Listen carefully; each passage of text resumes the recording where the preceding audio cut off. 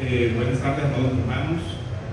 Vamos a orar para comenzar con la escuela de la tarde de hoy.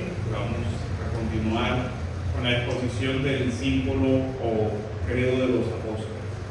Permítame entonces orar para comenzar con la enseñanza de la tarde de hoy.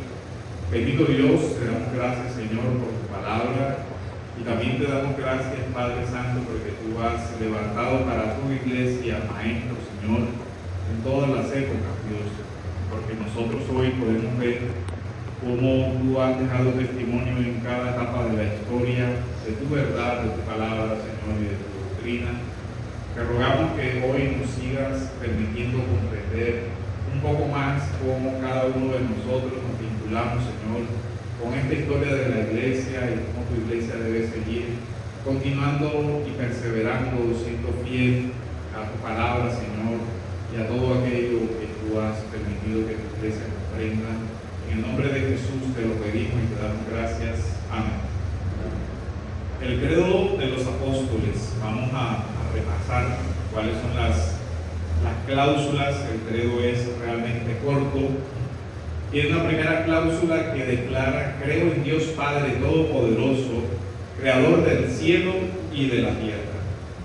Una segunda cláusula que dice: y en Jesucristo, su Hijo unigénito, Señor nuestro, que fue concebido por el Espíritu Santo, nació de la Virgen María, padeció bajo Poncio Pilato, fue crucificado, muerto y sepultado, descendió a los infiernos, y al tercer día resucitó de entre los muertos, ascendió a los cielos y está sentado a la diestra de Dios Padre Todopoderoso. Desde allí ha de venir a buscar a Dios hermano. Creo en el Espíritu Santo, la Santa Iglesia Católica, la comunión de los santos, el perdón de los pecados, la resurrección del cuerpo y la vida eterna. Amén. El símbolo apostólico o el credo de los apóstoles, en primer lugar, fue un símbolo que permitió la unidad de la iglesia sobre una misma fe, sobre una misma creencia. Todos aquellos que confesaban o que profesaban que aceptaban las verdades que el credo resume, el credo es básicamente eso, un resumen doctrinal de aquellos elementos que son esenciales para decir que alguien cree lo que el cristianismo cree. Eso permitía, por un lado, ser un factor de unidad, es decir, todos aquellos que confesaban igual se podían considerar hermanos, y por otro lado, rechazaba a aquellos que estaban distorsionando la verdadera fe de la iglesia. El símbolo permite una universalidad, es decir, todos aquellos que conocieran esa confesión de fe corta que es este credo y la confesaban, se consideraban como parte de esa iglesia universal del Señor. Y por último, el símbolo permite la fraternidad, considerar hermano a aquel que confiesa esas doctrinas, o por el contrario, considerar que no hace parte de la fe de la iglesia o de la comunión de los santos aquellas personas que rechazan alguno de los elementos del credo. Vamos a hacer un breve resumen del contexto del credo.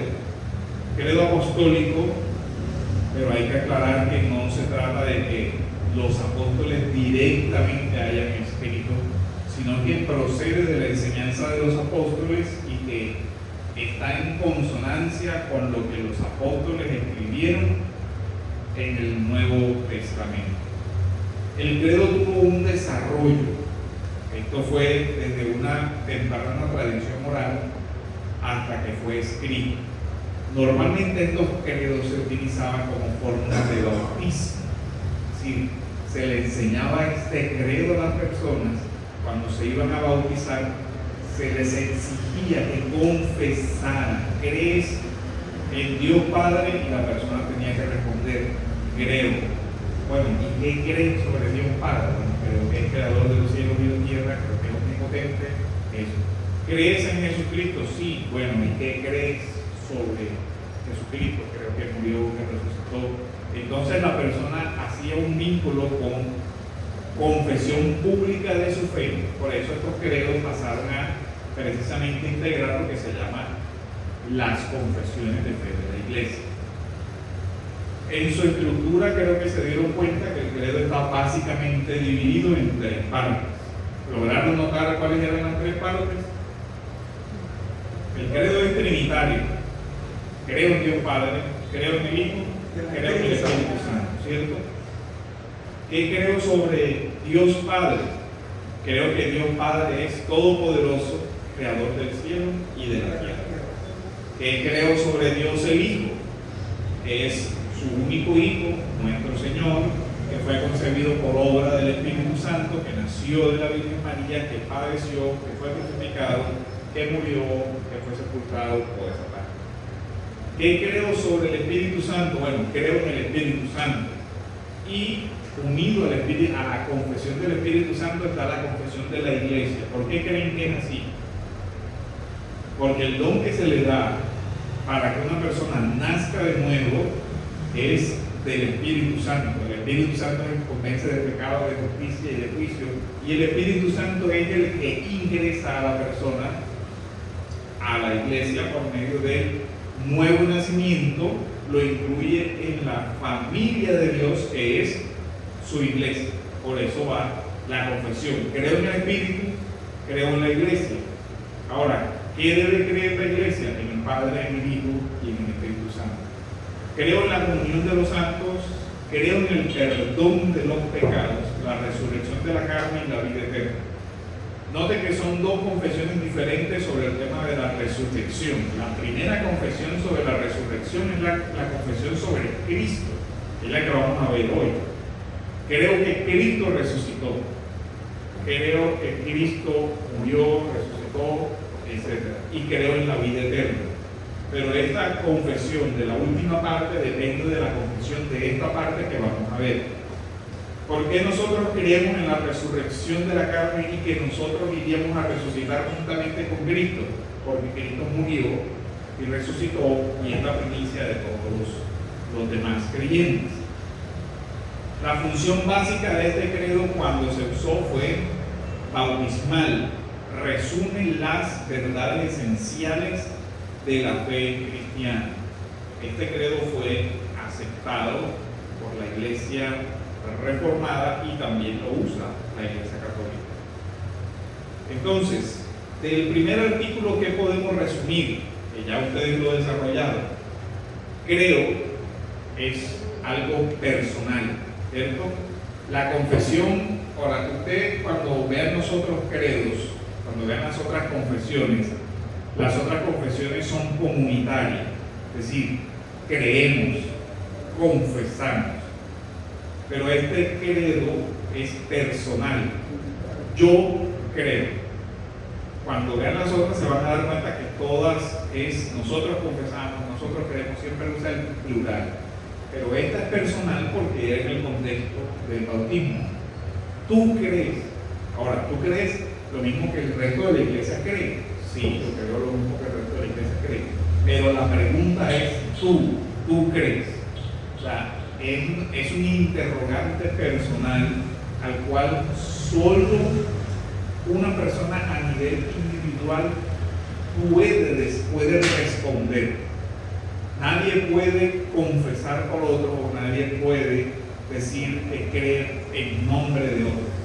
Creo entonces es un acto personal de confianza, de asentimiento, de reconocimiento. Pero el creo no puede quedarse en creer lo que yo pienso sobre algo, sino que es concreto, creo en Dios Padre. Y desde allí comienza el tema de la confesión trinitaria. Creo en Dios Padre como miembro de la Santísima Trinidad. Entonces creo en Dios Padre, estoy confesando qué cosa, paternidad, a la vez que filiación. Creo que Dios es mi Padre, creo que yo soy su Hijo. Creo que Dios mi Padre es creador de los cielos y la tierra. Dios es ese principio absoluto de todo lo que existe, tanto lo visible como lo invisible. Entonces, ese sería como un resumen de esta primera parte doctrinal y el significado sería ese. El segundo artículo, la segunda parte del credo, ya es la de Jesucristo. Y en Jesucristo, su único Hijo, nuestro Señor. La síntesis de las doctrinas que están en esta parte del credo. Se introduce entonces aquí la segunda persona de la Trinidad y note que hay una combinación de un nombre con un título: Jesús el Cristo. Se confiesan dos cosas: que hay una persona y que esa persona tiene un título. Es decir, Jesús es el Mesías, Jesús es el ungido. Y lo que eso implica es que, o lo que uno debe preguntarse es, ¿para qué fue ungido? Recuerden que se ungían en el Antiguo Testamento ¿a quiénes? A los reyes, a los sacerdotes, lo que implicaba que a esa persona, a ese ser humano, a esa persona, Jesús, se le está dando una misión, un encargo, una labor que él va a desarrollar. ¿Y cuál es la labor que él va a desarrollar? Bueno, ahí viene el tema de Cristo, Mesías, ungido, Salvador. Entonces, si uno une el nombre y el título, nos va a dar a entender que Jesús salva. Entonces, la misión es ungido ¿para qué? Es ungido para salvar. Es ungido para redimir, para rescatar. Él es Dios con nosotros, pero además de eso, nos muestra que Él es el Salvador. La otra parte es la filiación. La filiación particular es su único hijo o hijo unigénito. Aquí que se afirma, o en esta parte que se afirma, la relación eterna, particular, única que tiene el Hijo con el Padre. ¿Qué implica esto? Que Jesús es Dios, es el único Hijo, y hay una declaración entonces de una divinidad. ¿Cómo lo sabemos? Se le da un título a Cristo Jesús que solo se da a Dios. Y dice, nuestro Señor. Esta expresión es muy significativa. Y esta expresión de Salvador viene desde el Antiguo Testamento, donde dice que el Señor, que Yahvé es Señor, o que Jehová es Señor. ¿Qué aplica esto? Hay un señorío universal. ¿Sobre qué cosas es Señor Cristo? Alguien puede decir, ¿sobre su iglesia es Señor? Y la respuesta es sí. La Biblia dice que es cabeza de la iglesia. Pero la confesión no llega hasta ahí. Porque si Dios su Padre es Señor de toda la creación, porque Él creó los cielos y la tierra, entonces su Hijo, que es de la misma naturaleza, es Señor de ¿qué? De lo mismo que el Padre, es decir, Señor de toda la creación. De hecho, el Evangelio de Juan va a decir que Él creó, por medio de Él fueron creadas todas las cosas. Entonces nos da que el señorío de Cristo se extiende a la creación y por supuesto a su iglesia. Ese punto es importante. Ahora, ¿qué subraya esto también? Que Cristo es el Hijo unigénito del Padre. Ahora, nos indica que hay una plena igualdad y unidad entre el Padre y el Hijo. El Hijo se encarna, pero el Hijo es preexistente.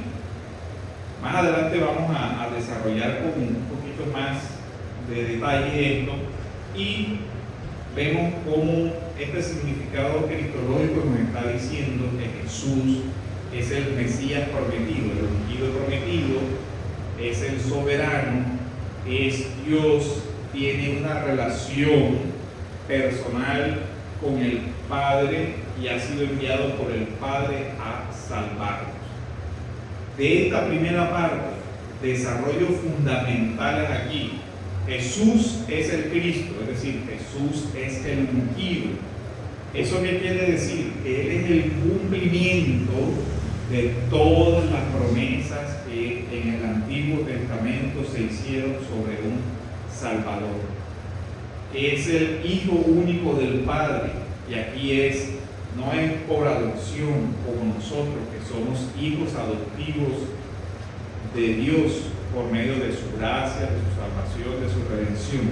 Cuando se habla de Cristo, se habla de Hijo por naturaleza, de la misma naturaleza del Padre. Eso quiere decir que el Padre es eterno, el Hijo es eterno, el Espíritu Santo es eterno. El Padre es Dios, el Hijo es Dios, el Espíritu es Dios. Todos merecen una misma adoración y gloria, como dicen otros credos que van a continuar. Entonces aquí nosotros vemos lo esencial que es esto.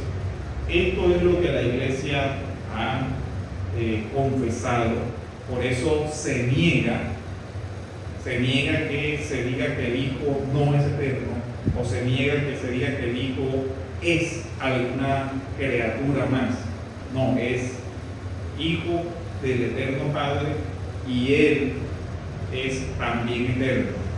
¿Qué es la implicación de lo que dice el credo? Jesús no es un simple hombre al que de pronto se le dio un honor o una exaltación, sino que la Iglesia lo que confiesa es que Jesús es el Hijo único del Padre. Ahora veamos los fundamentos bíblicos. Quiero que me acompañen a leer, alguien que pueda leer Mateo 1:21.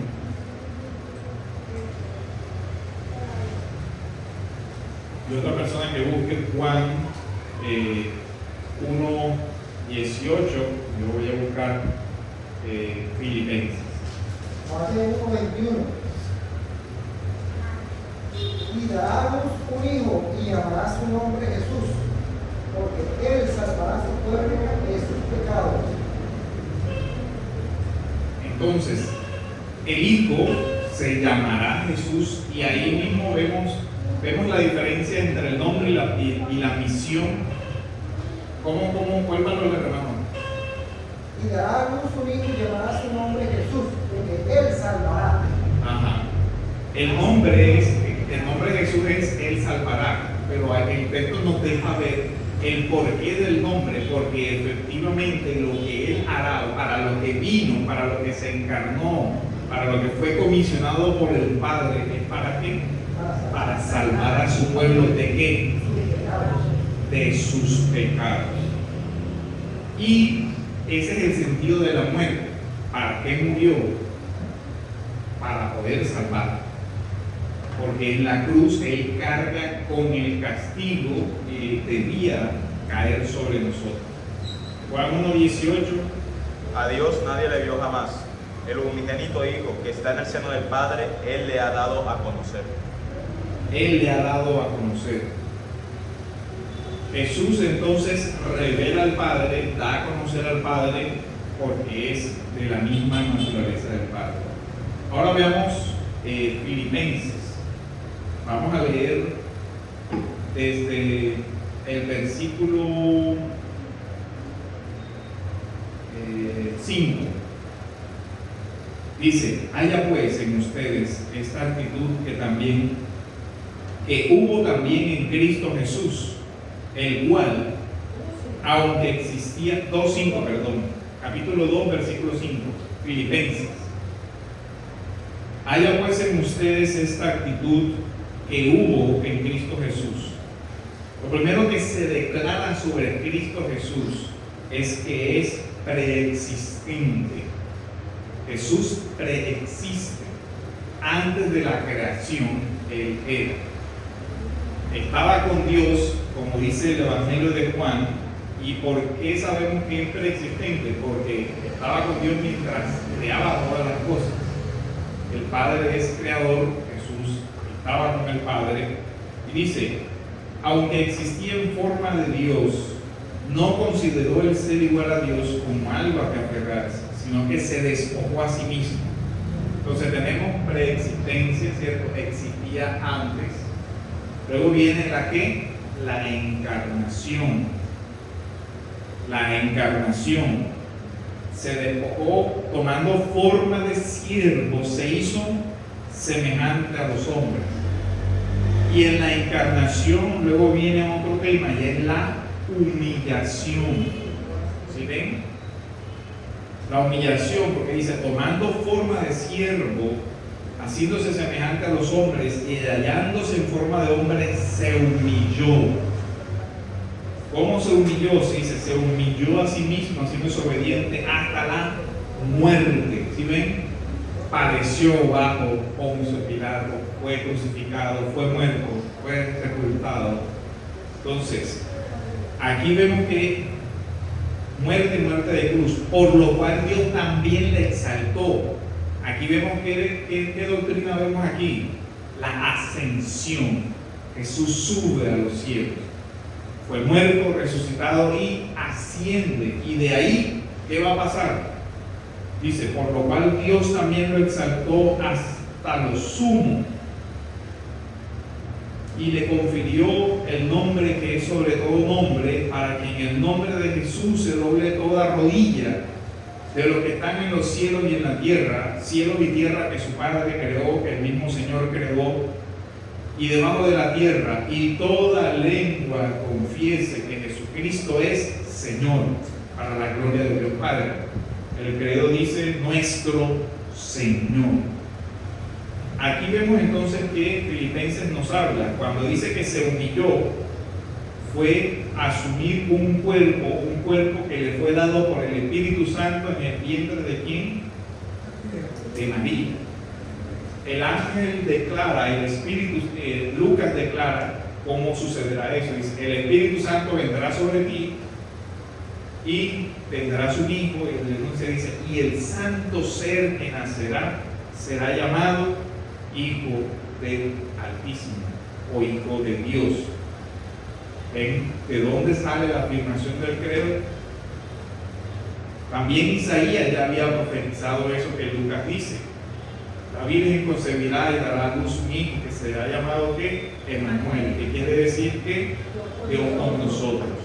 La Virgen concebirá y dará a luz un hijo. Ahora, miren este elemento curioso, y es que dice que Jesús padeció, pero en una de las confesiones de fe de la iglesia se incluye a un ciudadano romano, y la pregunta sería ¿por qué?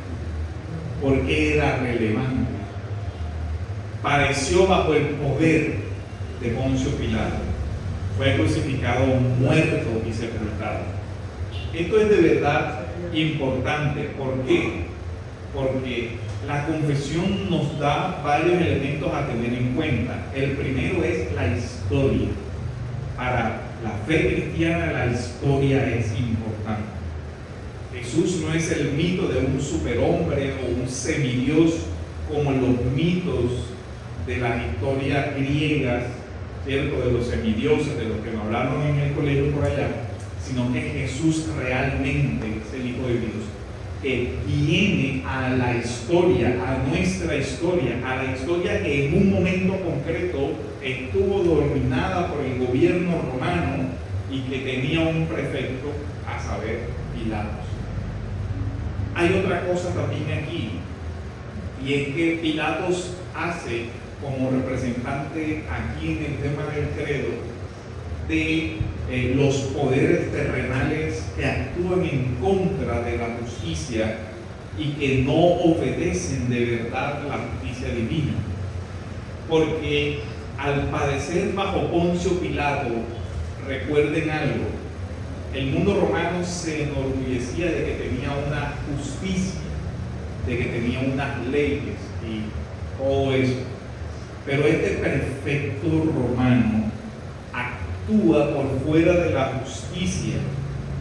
Es bien curioso, este es uno de los pocos casos en los cuales un juez dice que el procesado es inocente, pero a pesar de eso lo es. Vemos la contradicción que se da aquí. Pilato varias veces dice, pero yo no encuentro ningún mal en él, pero yo no, ningún mal ha hecho. pero al final se lava las manos y dice, bueno, crucifíquenlo.